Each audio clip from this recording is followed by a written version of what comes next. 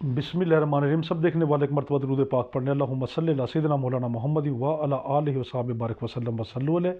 अस्सलाम वालेकुम। एडवोकेट मोहम्मद आसिफ असलम और आप देख रहे हैं एजुकेशनल अकेडमी चैनल।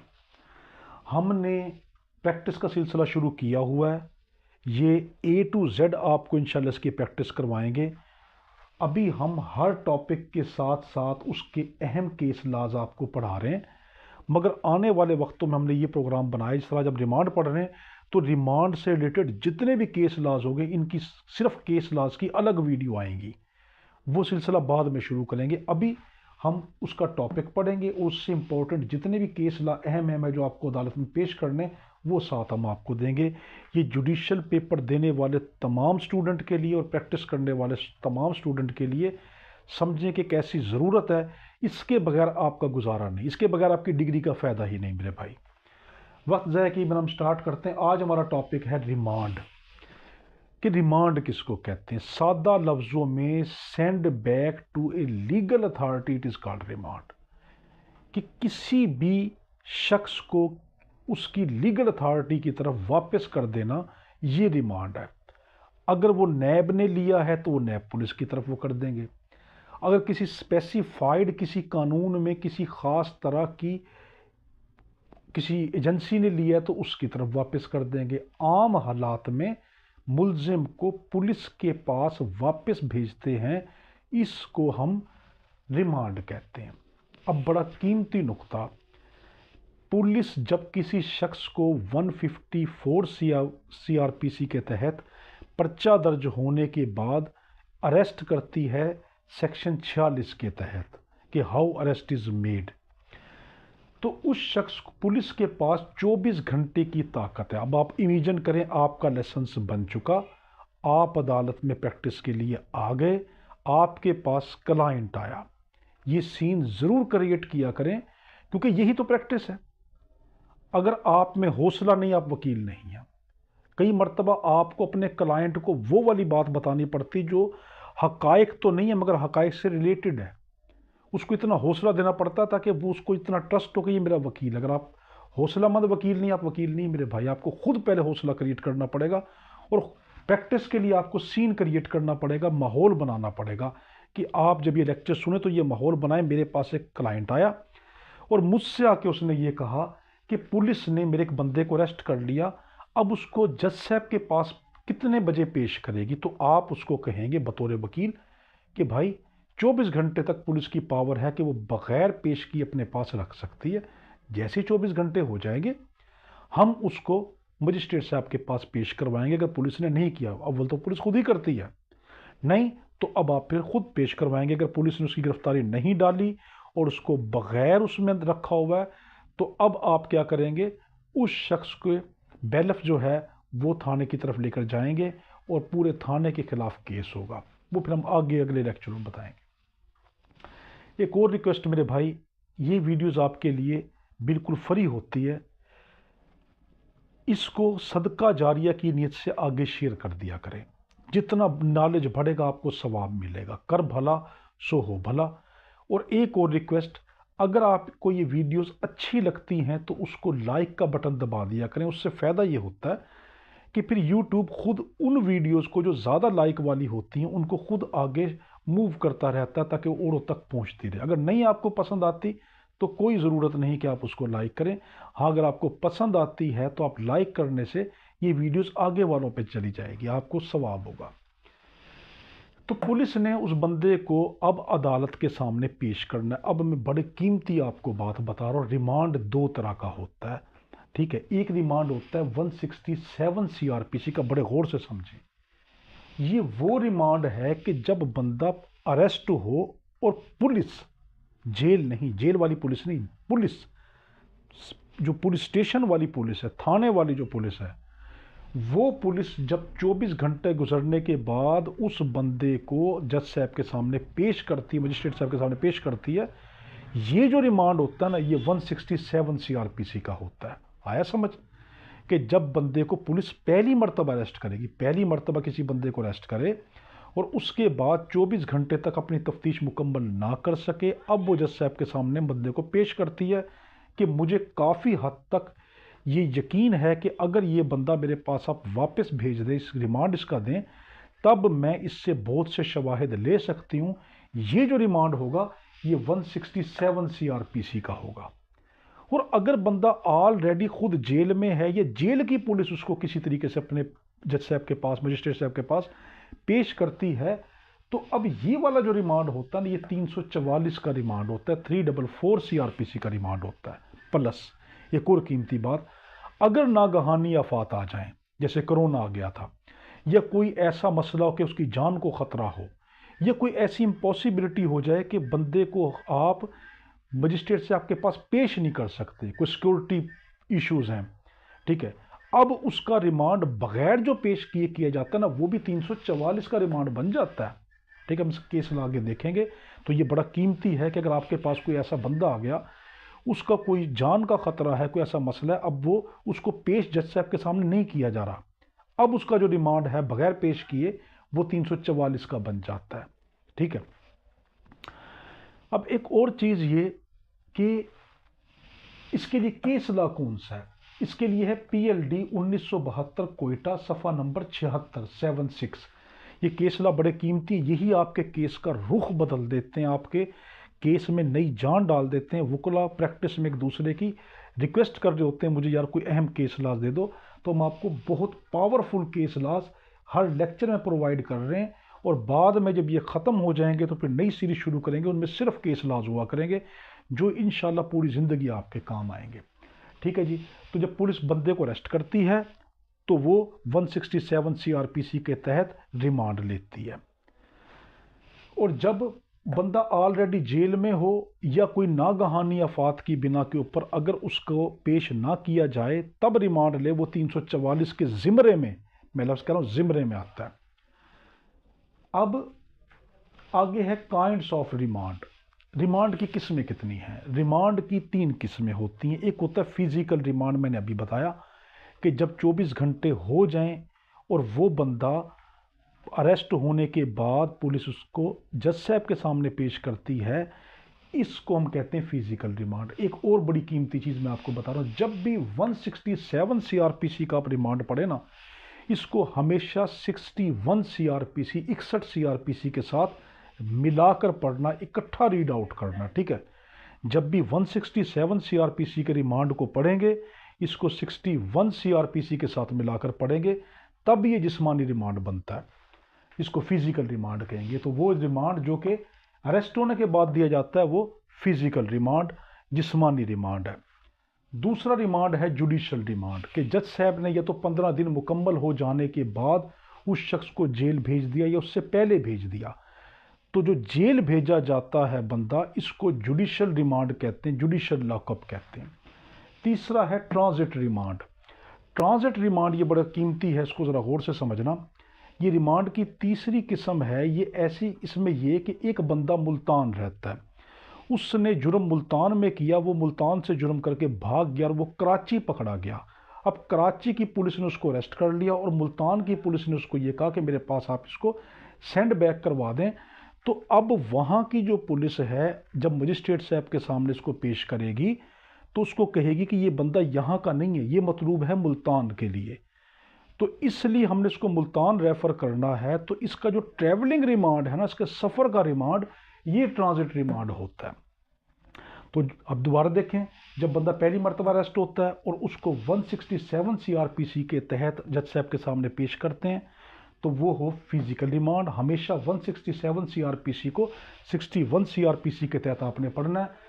उसके बाद है जुडिशल रिमांड, जब उसका 15 दिन का रिमांड मुकम्मल हो जाए या उससे पहले जब उसको जेल भेजा जाता है, तो ये वाला रिमांड जुडिशल रिमांड कहलाता है। तीसरा ट्रांजिट रिमांड, के एक बंदे ने जुर्म किसी और जगह पे किया, पकड़ा किसी और जगह पे गया, तो अपनी मुतलका पुलिस को जिस टाइम भेजा जाएगा उसको ट्रांजिट रिमांड कहते हैं। इसमें बड़ी कीमती बात, ये 1 दिन से 7 दिन तक का रिमांड होता है ट्रांजिट रिमांड, 7 दिन से ज़्यादा का ट्रांजिट रिमांड नहीं होता।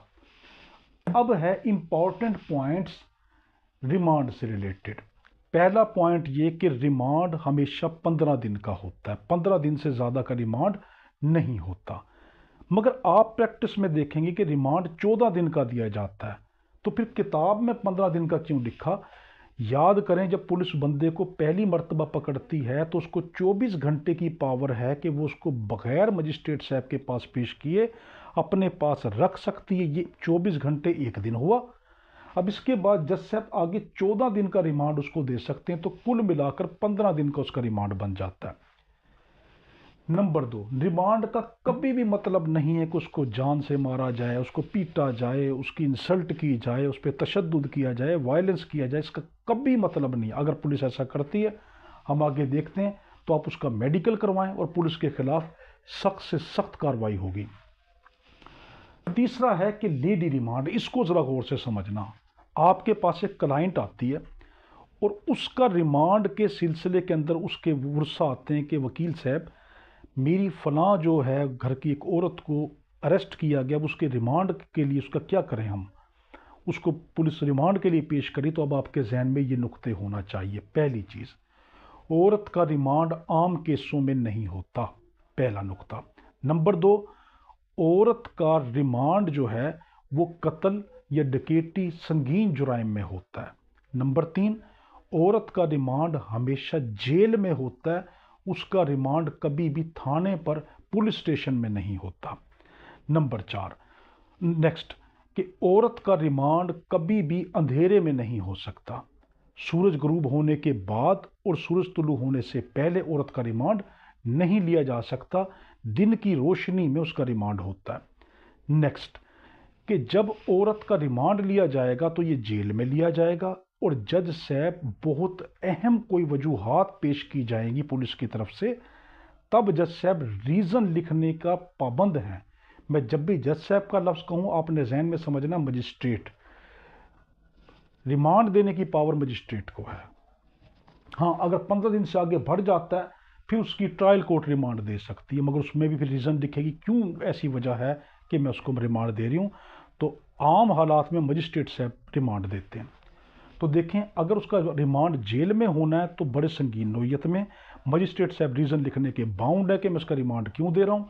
उसके बाद जब उसके रिमांड को अलाउ कर देंगे तो एक लेडी कांस्टेबल, एक लेडी ऑफिसर जो पुलिस वाली होगी, उसको पाबंद करेंगे। वो साथ आईओ के इन्वेस्टिगेशन ऑफिसर के साथ जाएगी। जेल का जो इंचार्ज है वो साथ बैठेगा और पूरी की पूरी एक कस्टडी के माहौल में उससे क्वेश्चन होंगे। ठीक है, देखें, औरत का रिमांड नहीं होता, सिर्फ संगीन जुराइम में, डकैती, कत्ल वगैरह।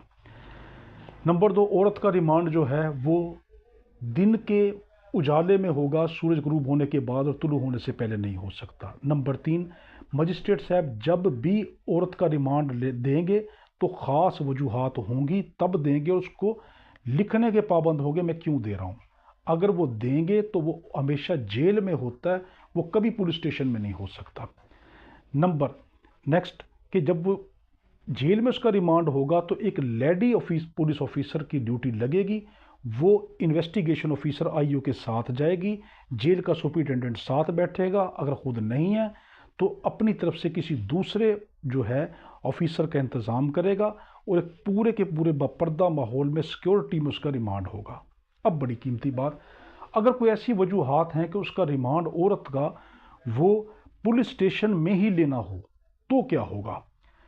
बहुत ही कम रेयर केसेस में फिर ऐसा होता है कि मजिस्ट्रेट साहब बहुत ही सख्त तरीन सिक्योरिटी में उस औरत को जेल से निकलवा कर पुलिस स्टेशन भेजेंगे और पुलिस लेडी ऑफिसर की ड्यूटी होगी कि उसके साथ साथ साया बन के चले और उसको लिखने के पाबंद होंगे मैंने ये रिमांड क्यों जेल से बाहर दिया है। ठीक है, तो आदमी का रिमांड पुलिस स्टेशन में होता है, औरत का रिमांड जेल में होता है। तो ये मैंने आपको बता दिया।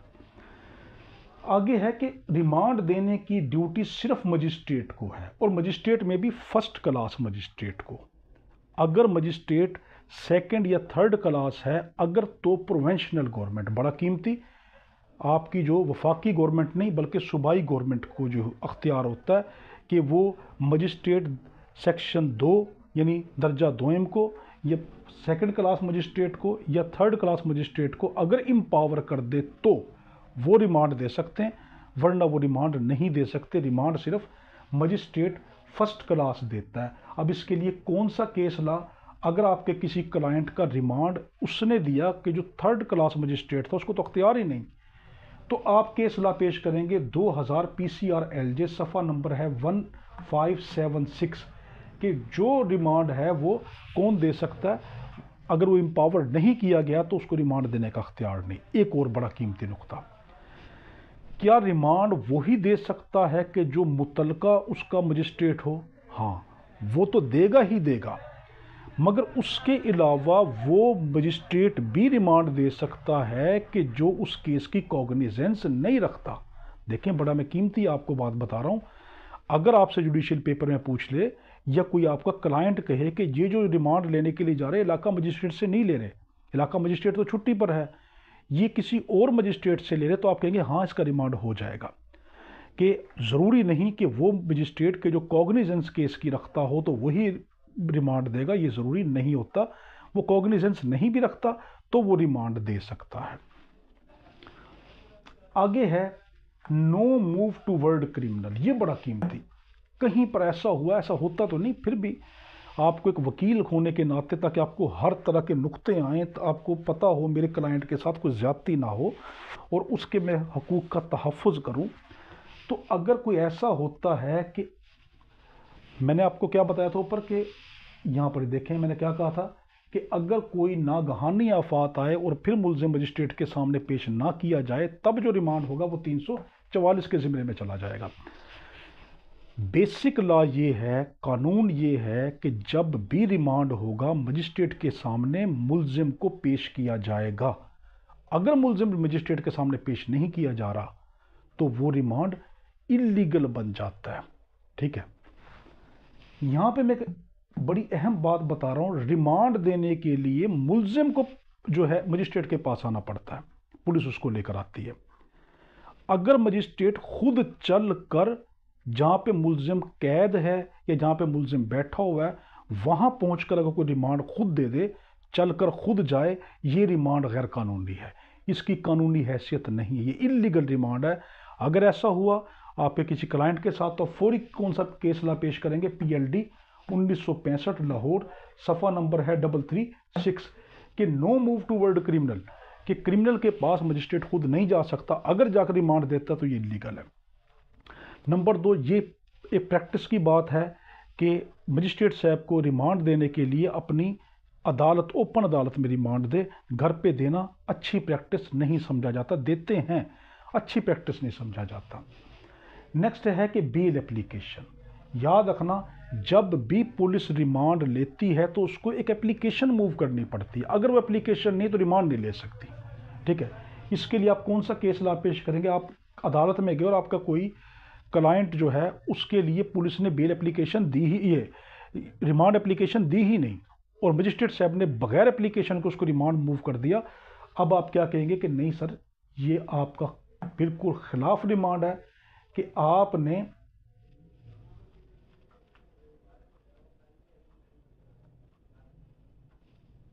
वो आगे आएगा जाकर। चलो पहले आपको ये बता देता हूँ जो लिखा हुआ है। बेल एप्लीकेशन, जैसे रिमांड के दौरान क्या आप जमानत दायर कर सकते हैं? बड़ा कीमती है। आपका क्लाइंट पीछे पागलों की तरह भागा होता है कि मेरे जो है बंदे को आप रिमांड के दौरान ही उसकी ज़मानत करवाएं, तो आप उसकी ज़मानत की एप्लीकेशन मूव कर सकते हैं। कौन सा कानून है? 1993 PCRLJ सफ़ा नंबर है 2066 इसके तहत जब भी बंदा अरेस्ट होता है आप अरेस्ट के फौरी ही बाद उसकी एप्लीकेशन बेल की मूव कर सकते हैं, तो दौरान रिमांड भी कर सकते हैं। आगे है no of 15 days at once. अगर मजिस्ट्रेट साहब ने बगैर किसी सॉलिड वजूहात के आपके क्लाइंट को इकट्ठा 15 दिन का रिमांड दे दिया, ये नहीं दे सकते। आप उनको अगर वो देते हैं तो आप फौरी अपने क्लाइंट के तहफ़्फ़ुज़ के लिए केस ला पेश करें। केस ला है 2005 PCRLJ सफ़ा नंबर है 1709 कि जज साहब आप 15 दिन का इकट्ठा इसको रिमांड नहीं दे सकते, क्योंकि रिमांड देने के लिए बंदे का सामने होना ज़रूरी है। नंबर 2, उसकी जिस्मानी हालत देखी जाएगी, उसके तहफ़्फ़ुज़ को देखा जाएगा। हम आगे आके इसको देखते हैं। आगे है confirm not remained in the same offence in the police station. ये बड़ा कीमती। अगर आपके क्लाइंट को इस तरह किया गया, 15 दिन का रिमांड लेने के बाद पुलिस ने उसको छोड़ दिया, उसका जुर्म था मिसाल के तौर के ऊपर चोरी का, उसने 5 लाख की चोरी की, उसके बाद उन्होंने रिमांड लेने के बाद उसको बंदे को जाने दिया, उसी केस में दोबारा फिर पकड़ लिया और उसका फिर रिमांड के लिए पेश कर रहे हैं। यानी मैं ये कहना चाह रहा हूँ, एक बंदे को एक जुर्म में सिर्फ एक बार रिमांड के लिए पेश किया जाता है 15 दिन के लिए। तो जज मजिस्ट्रेट साहब की ड्यूटी है, वो ड्यूटी बाउंड है कि जब भी वो रिमांड के लिए पुलिस आएगी तो आप अपने क्लाइंट के साथ जाएं। अगर उन्होंने पहले इसका रिमांड इसी केस में लिया, आप कहेंगे जैसे 1995 पीसीआर एलजे पेज है 369, इसके तहत ये बंदे बार बार इसका इलीगल रिमांड ले रहे हैं और ये बिल्कुल इलीगल है, गैर कानूनी है, आप इसको रिमांड नहीं दे सकते क्योंकि ये बार बार कानून की खिलाफ वर्जी हो रही है, उनके खिलाफ सख्त कार्रवाई होती है कि वो कानून से खेल रहे हैं पैसा लेकर। तो पुलिस की जो है इस मेल प्रैक्टिस को आप इस कानून के जरिए तोड़ें। आगे है हमारे पास एक्सेप्शंस ऑफ प्रेजेंस। मैंने भी आपको बताया था ना कि अगर कोई नागहानी आफात वगैरह हो तो तब अगर एक्सेप्शन क्या होगी कि अंडर सेक्शन 344 के तहत अब उसका रिमांड होगा, मगर अब इस एक्सेप्शन में वो बंदा मजिस्ट्रेट साहब के सामने पेश नहीं करेंगे। जिस तरह कोरोना का मसला था या कोई सिक्योरिटी इश्यूज हों तो अब उसको 344 के ज़िम्मे का रिमांड आएगा और इसके लिए आप कौन सा केस ला पेश करेंगे? 1993 पीसीआर एलजे सफ़ा नंबर है 2066। तो एक सॉरी ये चीज़ के वेडिंग सीज़न चल रहे हैं तो इसलिए बार बार आपको एक्स्ट्रा नॉइस शोर वगैरह सुनना पड़ सकता है, उसके लिए जो है माजरत खां हैं। तो अगर आपके क्लाइंट को कोई ऐसा सिक्योरिटी इशू हो या वो बीमार हो, वो ना आ सकता हो और उसके रिमांड के लिए जो है आप ये कहें, ये केस ला पेश करें कि आप इसकी गैर मौजूदगी में भी रिमांड दे सकते हैं। अगर इसका रिमांड हुआ तो ये बंदा, इसको बहुत नुकसान हो जाएगा, इसकी जान को ख़तरा है या कोई नागहानी आफात। अब आप कौन सा केस ला पेश करेंगे?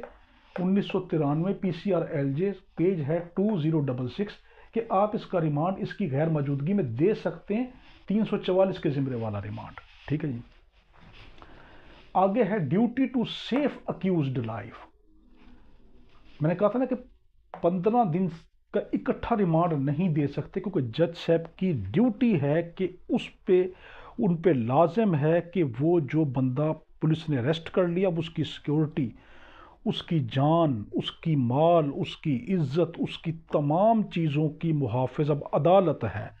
तो अदालत उसको 2-2, 3-3 दिन का रिमांड देगी ताकि उसको बनवा कर दिखवाएं कि ये बंदा है, ये सही सलामत है, और उससे पूछे अगर उसको आपके किसी क्लाइंट को कोई मसला है तो वो अदालत के सामने खुद भी या आप बजरिया वकील कह सकता है कि पुलिस ने मुझे इस तरीके से जो है टॉर्चर किया, ये मुझसे इस तरीके से गैर इंसानी सलूक कर रही हैं, तो ये केस आप पेश करेंगे। अगर कोई भी आपके क्लाइंट के ख़िलाफ़ किसी भी तरह का तशद्दुद होता है, कोई मसला पड़ता है, तो आप क्या कहेंगे? PLD 2012 लाहौर पेज है 260 कि जज साहब आप ड्यूटी बाउंड हैं इसकी जान माल की इज्जत के लिए, इसकी सेफ्टी के लिए, तो आपने पुलिस ने इस पर तशद्दुद किया, अभी आगे एक और केस ला भी आगे दे रहे हैं, तो आप ड्यूटी बाउंड है कि इसकी हिफाजत करें। प्लस वायलेंस बाय IO, अगर पुलिस वाला आपके क्लाइंट को मारता पीटता या वायलेंस करता है, अब आप जज साहब से क्या कहेंगे? ये वाला केस ला पेश करेंगे 1995 पीसीआर एलजे पेज नंबर है 97 कि आप उसके खिलाफ टेक एक्शन, फौरी एक्शन लें अपने जो है जिसने आपके क्लाइंट के ऊपर तशद्दुद किया पुलिस वाले ने, कि इस बंदे की सेफ्टी आपके ज़िम्मे थी, ये वाला केस ला, और प्लस ये दोनों इकट्ठे पेश करें कि इस बंदे के ऊपर तशद्दुद हुआ, उसका मेडिकल करवाएं या उसको किसी भी तरीके से उसके साथ इनह्यूमन कोई गैर इंसानी सलूक किया गया, आप फौरी पुलिस के खिलाफ एक्शन लें। आगे है illegal arrest punish.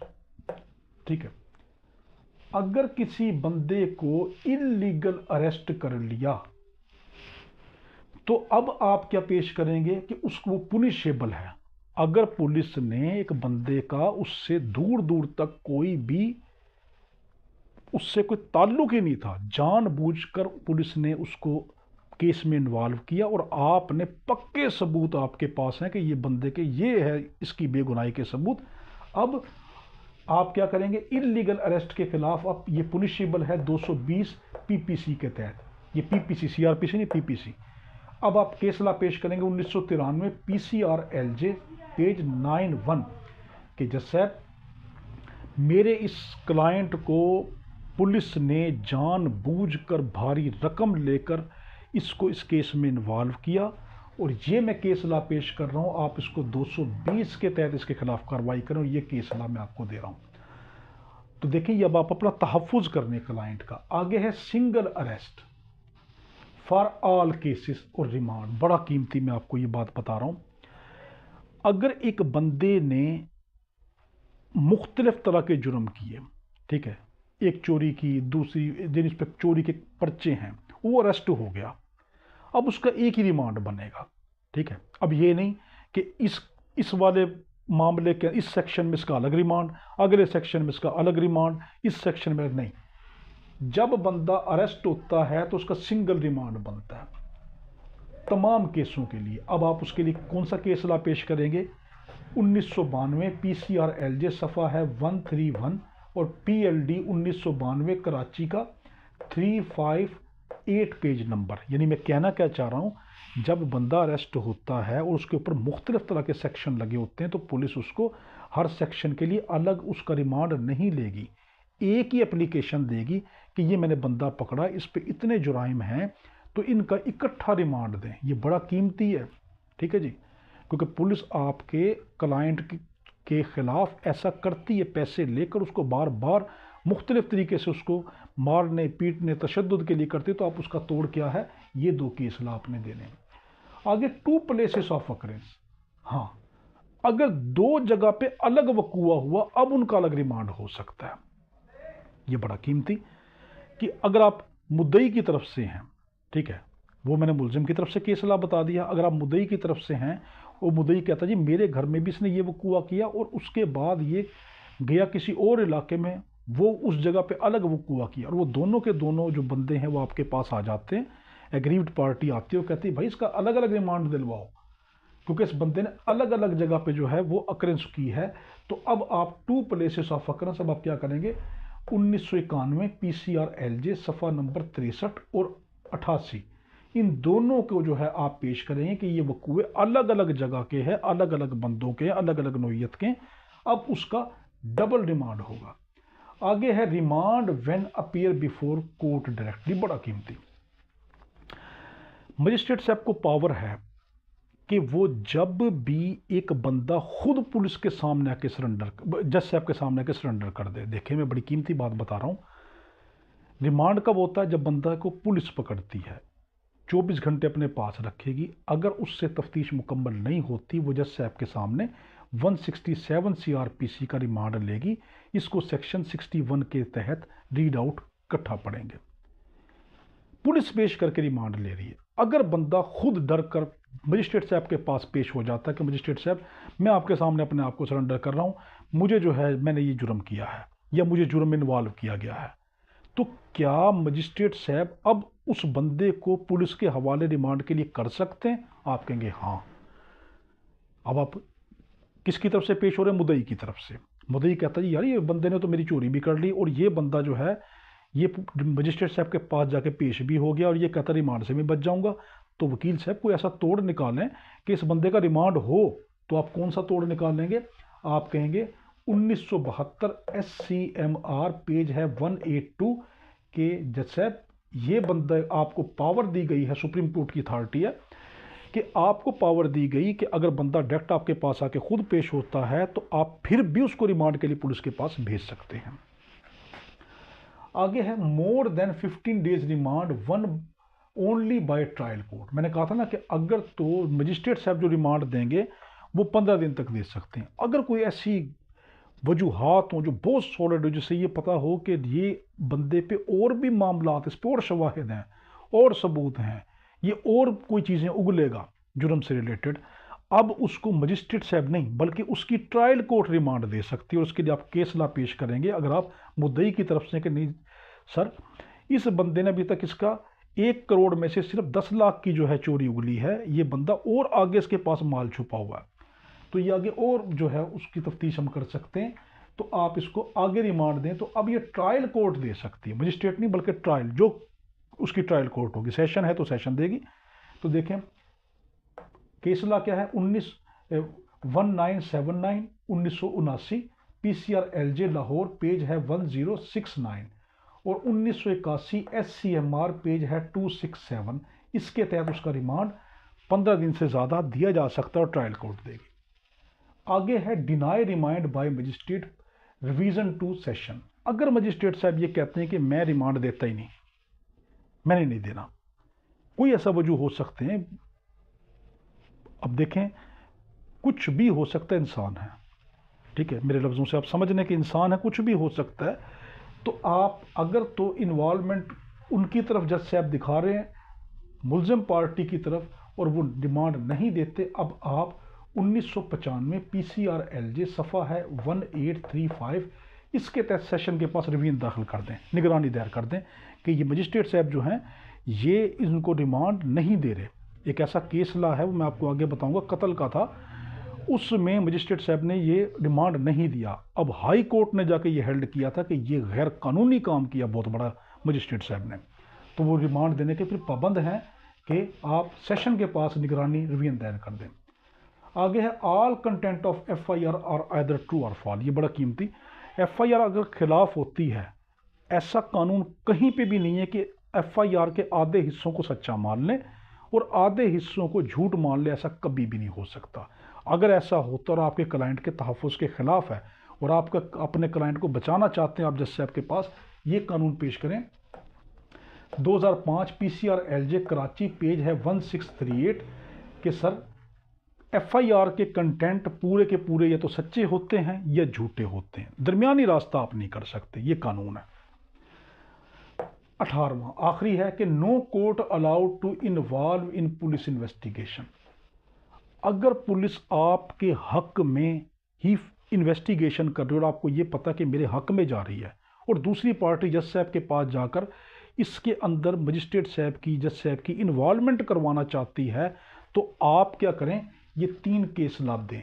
1999 PCR LJ, page है 1117, PLD 2013 कराची, पेज है 307, PLD 2002 लाहौर, पेज है 619, कि आप जो हैं पुलिस की इन्वेस्टिगेशन में कोर्ट इन्वॉल्व नहीं हो सकती, कोर्ट की अलग ड्यूटी, पुलिस को उसका काम करने दें। हाँ, ऐसे भी केस ला हम आगे पढ़ेंगे कि कोर्ट तमाशा तो बनते नहीं देख सकती ना, कि पुलिस जो चाहे कर उसको इजाज़त दे दे, ऐसा भी नहीं है।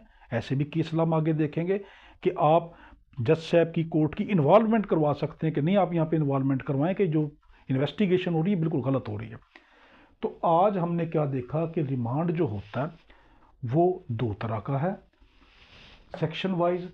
एक है 167 CRPC का, जब पुलिस किसी को अरेस्ट करती है तो वो जब पहली मरतबा उसको पेश करती है मजिस्ट्रेट साहब के पास, 24 घंटे के बाद इसको हमेशा 61 CRPC के तहत मिला के पढ़ना, ये रिमांड होगा। और अगर वो कोई जेल में है या नागहानी आफात की बिना पर है, वो हाजिर नहीं हो सकता, अब 344 के ज़िम्मे वाला आप रिमांड करेंगे। रिमांड की किस्में कितनी हैं? 3। एक जिस्मानी रिमांड जो पुलिस लेती है, अगर जब वो पूरा हो जाता है उसको जेल भेजते हैं, वो जुडिशल रिमांड। ट्रांजिट रिमांड, पकड़ा किसी और जगह पे गया, जुर्म कहीं और पे किया था, उसके मुतलका शहर में भेजने के लिए ट्रांजिट रिमांड। 15 दिन से ज़्यादा रिमांड नहीं हो सकता, तशद्दुद पुलिस नहीं कर सकती। लेडी का रिमांड दिन की रोशनी में होगा, लेडी पुलिस की मौजूदगी में होगा, हमेशा जेल में होगा, जेल से बाहर नहीं होगा। जब भी जेल जज साहब रिमांड देंगे तो रीज़न लिखेंगे, और ये आम मामलात में नहीं होता, कत्ल डकैती वगैरह के संगीन जुर्म में होता है। फर्स्ट क्लास मजिस्ट्रेट सिर्फ उसको दे सकता, आगे नहीं दे सकता। ऐसा मजिस्ट्रेट जिसको कॉग्निजेंस ना हो वो भी दे सकता है। हाँ, 3rd और 2nd क्लास मजिस्ट्रेट को एम्पावर किया है तो वो इसको दे सकते हैं। ये हमारा इससे रिलेटेड था, ये केस ला, इसको रिपीट करके देखना। हमारे एक में दुआ करना, अल्लाहुम्मा सल्ली अला सय्यिदिना मौलाना मोहम्मद व अला आलिहि व सल्लम। अल्लाह हाफिज़।